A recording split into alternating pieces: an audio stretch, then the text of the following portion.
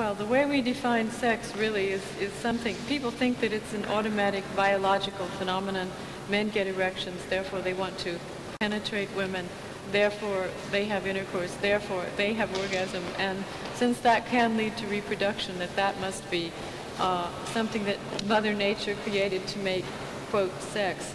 But really, that's a very cultural way of defining what physical impulses are to touch another person. There are many ways to be close. In classical Greece, for example, most men had sex with other men, especially with boys. So in fact, that the government finally had to pass a law saying that men should have sex with their wives at least 3 times a month, otherwise reproduction wouldn't occur.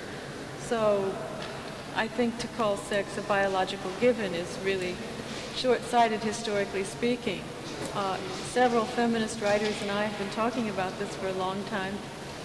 Then another French writer, Michel Foucault, started talking about it. And yet we behave as if none of this had ever happened. We're still behaving as if nothing changed. I wonder, standing in front of these statues, if these women had to confront words such as fuck. I'm sure there were erotic words, but I doubt that they were used in the way that patriarchy then did make them. For example, women constantly have to think, even when they're having sex with someone they love, if that's intercourse, they have to think in terms of the word fuck, because the word fuck is all around us in the culture. It's part of everyday language. It also means something negative. It can mean a curse word, something terrible you do to someone. It's something men do to women in the common language once in a while. Today they say women do it to men, but generally men fuck women. It's very hard to imagine what that might mean to our unconscious as we're lying there or moving around, trying to imagine that we're doing a mutual activity. Andrea Dworkin mentioned maybe it's impossible for us to envision what it is to really have sex with another person without the overlay of that symbolism. Well, there was a kind of feeling in the early 1970s women's movement that falling in love, well, that love is an ideological construct, and it's not a real thing because it's just a way that women are taught they should marry men and diaper babies and be subservient for the rest of their lives. I think that in the women's movement we needed to analyze the politics of heterosexual love a little more, because the fact is people do meet other people of the same sex or a different sex or whatever and feel very enthusiastic about individuals for reasons that are never always perfectly clear to us, not always perfectly clear to us. Those feelings are real and they're very enjoyable. It's interesting that about that time the women's movement lost a lot of members too, because after that you couldn't come to a meeting and talk about your love life because it was somehow unpolitical to put your energy into that. You were supposed to put all your energy into the movement or into women. Something that we can't dictate to people whom they're going to fall in love with. So it's very important to redefine love, to say there are many kinds of love. What could some of those be?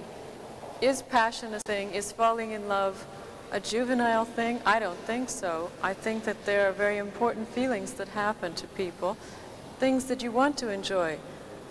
Many of the problems occur when men are involved and they become very afraid of those feelings in themselves. They're brought up, they have to be dominant, they have to be in control, and if they're not really men. So for a man to be really in love or to feel totally sexually attracted makes him feel less masculine, unfortunately. So with time, maybe we can change stereotypes. One of the new words that I'm trying to use is emotional violence.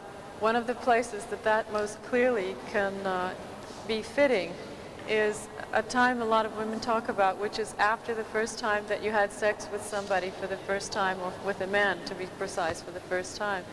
So up until that point, maybe the man had something we could call a seduction mentality, in which he was extremely friendly, very attentive a lot, said, "Oh, you're so wonderful. I just can't do without you. I have to be with you every minute. I've never met anyone like you, ever." And so then you think, well, is he just saying this, or is this really, is he really that taken with me? Many women say that there's no way to find out except have sex, which probably would feel good anyway, and then find out. What typically happens is women describe it to me, they have sex with a man who's been extremely friendly, flattering, and seem to be able to talk and have nice conversations. They have sex and immediately everything changes. The whole, one woman said, why is it the next night having dinner after you had sex, the whole thing has changed. Many men after that will say, well, let's don't get too heavy, or let's don't get too serious, or I hope you don't think that meant anything.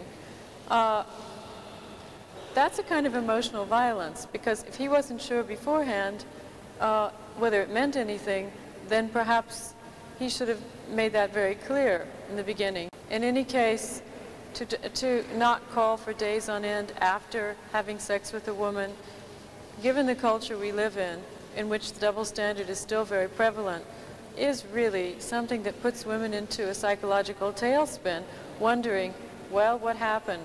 And what did that mean? And was I just another notch on his belt? And all of that, and feeling really very angry about the whole thing. All of that is unnecessary. That's just a kind of way in which women are still being used by the culture, and especially by men. One of the ways that we can change what's going on in relationships, besides changing the world, of course, so that women's status isn't second, is we can change the terminology about relationships. Men have words to use about women which are very unflattering, such as nag, bitch, you complain too much, what's the matter, everything's fine, go away, leave me alone, you demand too much, you want too much, all of that. Really, when I did the research into women, they said something different was happening. They said men are being emotionally withholding, men are being distant, that women have to do all of the emotional housework. That is, ask him how he's feeling, try to get him to talk, open up about his feelings, keep the relationship really going. That's not equal, that's unfair.